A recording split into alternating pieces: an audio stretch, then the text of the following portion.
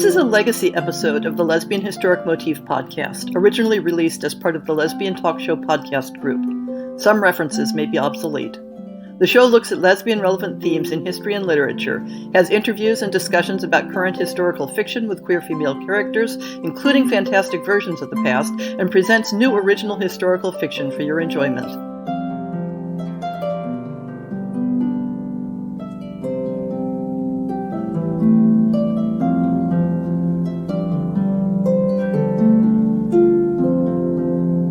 Between the books that I'm covering on the blog, and this month's essay on 17th century poet Catherine Phillips, I thought I'd complete the theme by looking at some sapphic historical fiction set in England and France in the 17th and 18th centuries.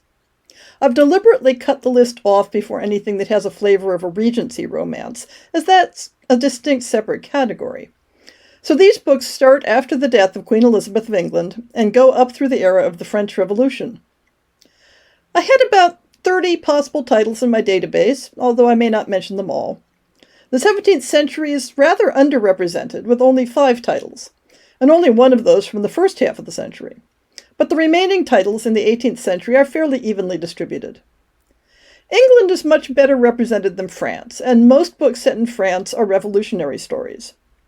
A few of the books have fantasy elements or take place in an alternate fantasy version of the setting, but most are rooted in the real world. And when I started sorting them out into thematic groups, there were 5 obvious clusters and 1 group of leftovers. Biographical novels of real people, stories involving complex relationship tangles, stories involving pirates, stories involving highwaymen, stories set during the French Revolution, and then the miscellaneous group. Unlike the new book listings, I won't be doing dramatic readings of the cover copy. But there will be links in the show notes for all the books I discuss, even the ones that are out of print, alas. It wasn't any surprise to me that Emma Donoghue takes pride of place in the biographical group. This is the era that is the focus of her nonfiction book, Passions Between Women, which, as always, I recommend highly. Neither of the books she contributes to this list can be considered romances, though Life Mask does depict the main character as attaining a happy romantic relationship. Life Mask is a detailed fictional biography of sculptor Anne Damer in the later 18th century. It's full of a wealth of detail about society and politics of the time.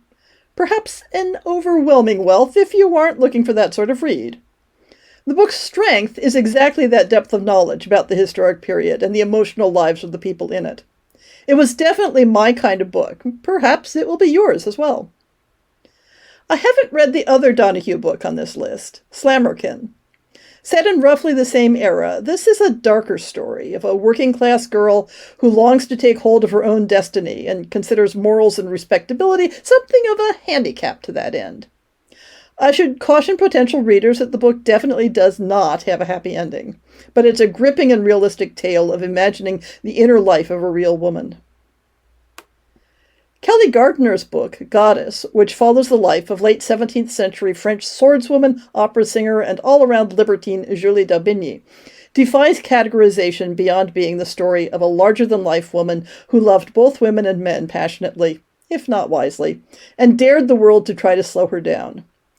The novel is written in a somewhat eclectic narrative style, which may challenge some readers, but I love the gritty depiction of d'Aubigny's life. The Daylight Gate, by Jeanette Winterson, has the earliest setting of all the books discussed today. Set during the reign of England's King James I, in the anti-Catholic wake of the Gunpowder Plot and amid the terror of witch trials, Agnes Nutter, a wealthy gentlewoman, becomes caught up in an infamous witch trial near Pendle Hill. Based on reviews, Winterson has mixed in a bit of real magic with the history, and there are disturbing depictions of torture, true to the times, but not always what people want in their fiction. When you look at the lives of historical women in the 17th to 18th century who had romantic or sexual relations with other women, an aspect that modern readers of lesbian fiction can feel uncomfortable engaging with is the separation between people's emotional lives and the social and economic pressures of marriage. Yes, there were many women who did not marry, and it's always possible to design a story that dodges the question that way. But in a context where women didn't necessarily expect to be in love with the man they married, then not being in love with men at all wasn't an obvious reason to avoid marriage. And as the historical studies currently being covered in the blog point out, this was an era when people didn't expect a clear-cut distinction between desire for men and desire for women. This next set of books are ones that focus on women who have married or expect to marry a man, but don't see that as incompatible with relationship with women. Again, I've only read one of the books in this group, so it's possible that I've been misled by the descriptions. The glittering court of Versailles is the setting of Saga Hilbum's Today Dauphine, Tomorrow Nothing. The protagonist, Adelaide, is a young, very young noblewoman brought to court for an arranged marriage to the king's grandson. As was often the case, personal fulfillment was not a priority in the marriage, and she is caught up in court politics. But in the arms of the servant girl Colette, she may have found love at last. This is a realistic tale of court life, not a fluffy romance. And a romantic relationship with a servant was more likely to be considered forbidden because of class than gender. But the book looks to be solidly written and deserves a closer look. I just wish her books were available outside of Amazon, since that's a sticking point for me. Kim Finney's Under the Microscope is about as opposite to court life as you can imagine. Set during the reign of King Charles II, Isabel Chetwood is set apart from the vibrant life of London, working as her husband's assistant in the new scientific field of microscopic investigation and illustration. When her husband pressures her to take on the frivolous Thomasine Dansby as her companion, both of them need to find accommodation to their new relationship. An unusual premise for a historical novel, but one with potential for exploring a very specific landscape and setting. I've had this one on my iPad since it first came out a year ago, and look forward to moving it up on my reading schedule. The Arrival of Lady Suthmere by Connie Valientis is much more in the fluffy romantic comedy vein. Lavinia is looking for a convenient marriage that won't get in the way of her ongoing affair with Lady Georgia Suthmere. But both Lady Suthmere and Lord Suthmere have their own reasons for interfering with Lavinia's marriage plans. And her betrothed has inconveniently decided to defend her honor. The plot is more of an erotic romp than a conventional romance, but highly entertaining. Alas, the historic grounding is somewhat vague. I have it down in my database as maybe 1790? On the basis of the clothing in the cover illustration, but honestly, I have no idea exactly when it's set. There's something of a mid-18th century Gothic tone to the description of L.S. Johnson's Harkworth Hall. Carolyn Daniels has no suitors that she likes as much as her friend Diana, but one must marry, after all, and Sir Edward Masterson is an acceptable solution to her financial problems. But Edward has also acquired the decrepit Harkworth Hall and its sinister secrets, and Caroline may need the assistance from an unexpected new friend to get out in one piece. Note that the cover copy for later books in the series have some spoilers for what's really going on, so if you dislike spoilers, you might want to just plunge in. Me? I just bought the 3-book series, so maybe I can tell you more about it sometime in the future. Given that the 17th to 18th century form a core part of the so-called Age of Sail, it may not be surprising to find a number of pirate-themed books on my list. One of these days, I really do need to do a pirate-themed show. But for now, let's focus on the 3 books in this group where the action sticks close to Europe, rather than those set in the New World. These all appear to be set in the early 18th century and focused around English characters. And they all have a clear romance core, whether or not they fit the exact shape of a classic romance novel. Laura Zielinski's The Queen's Gift looks like a romantic romp in which prospective lady-in-waiting Lady Anne Coleridge is sidetracked by an encounter with the pirate captain Bloody Mary. The real-life characters of Anne Bonny and Mary Read have inspired many a sapphic pirate romance. The one I picked to include here is Miriam McNamara's The Unbinding of Mary Read. Taking the point of view of young Mary as she disguises herself as a boy to run away to sea, we see the gritty side of the pirate life, as well as the romantic one. One of the tropes of the pirate romance, regardless of gender, is that experience of being swept away against your will, whether emotionally or physically, and having your future turned upside down.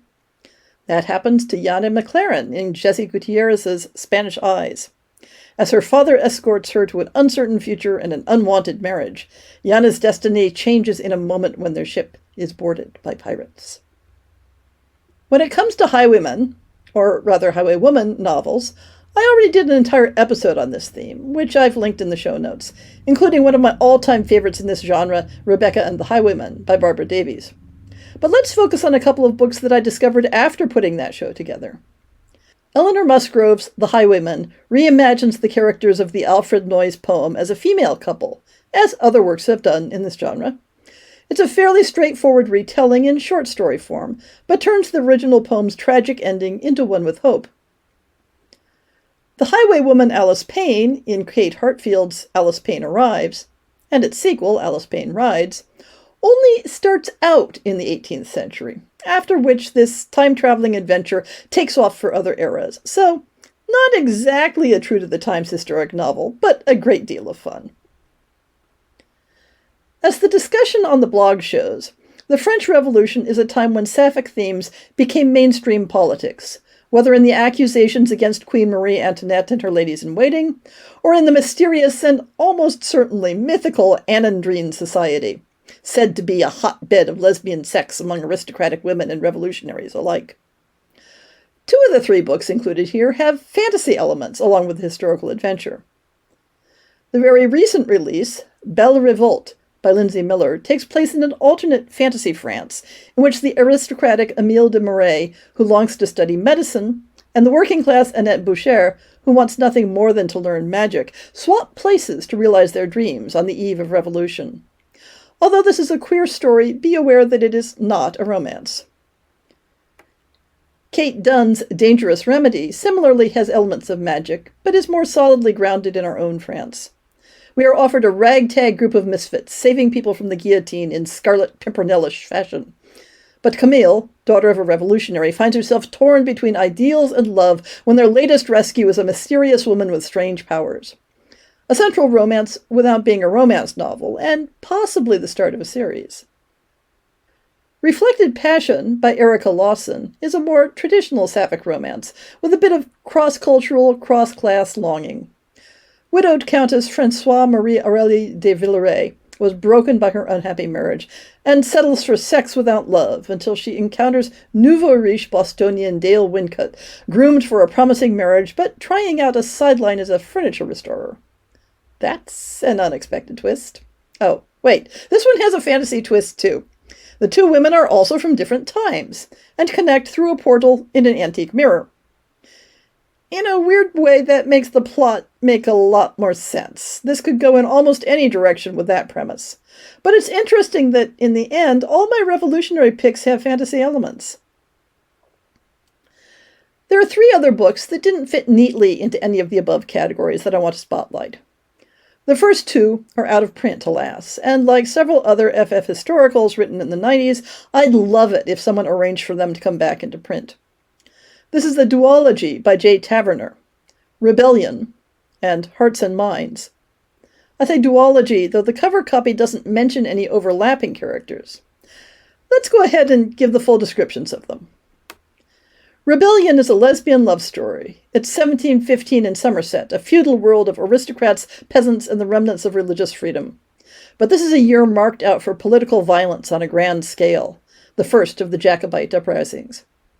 Hope, a gamekeeper's daughter, and the Lady Isabella are girls of 16 when all around them a way of life is changing. Perforce, the teenagers of Rebellion learn as fast as they can about the perils of war. More importantly, they unravel the devious, loving attentions of class and family to find each other. Hearts and Minds takes off where Rebellion left off, but is complete in itself. Into a far from peaceful English village comes the charismatic actor Mr. Brown and his touring company. Lucy, a young black washerwoman, soon finds that Brown is not quite what he seems. But their snatched moments together will not keep her happy for long.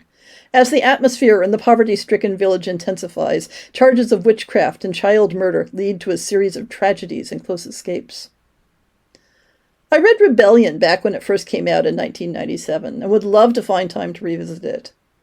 Somehow I missed Hearts and Minds, and now it only seems to be listed at collector prices. I'd love to find out if the reference to the touring actor Mr. Brown is actually genderqueer actress Charlotte Chark, who went by that name sometimes.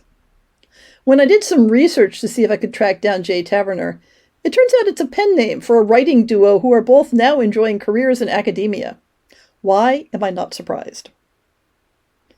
The last title I want to mention follows a classic gender disguise trope.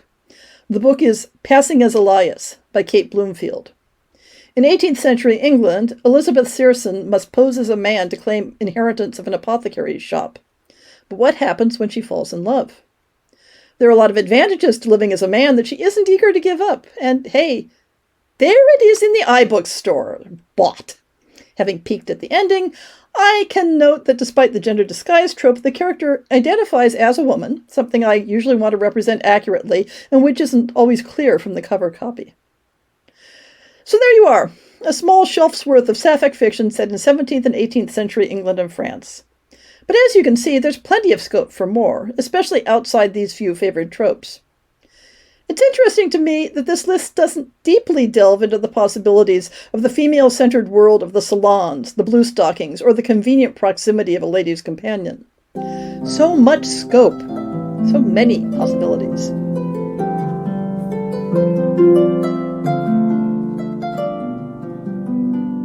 I hope you've enjoyed this episode of the Lesbian Historic Motif Podcast. See the show notes for links to people and topics. Most shows will have a transcript linked as well. If you have a book announcement, a topic suggestion, or might like to appear on the show, please drop me an email. If you enjoyed this podcast, please rate it and subscribe on your favorite podcast app, and consider supporting our Patreon.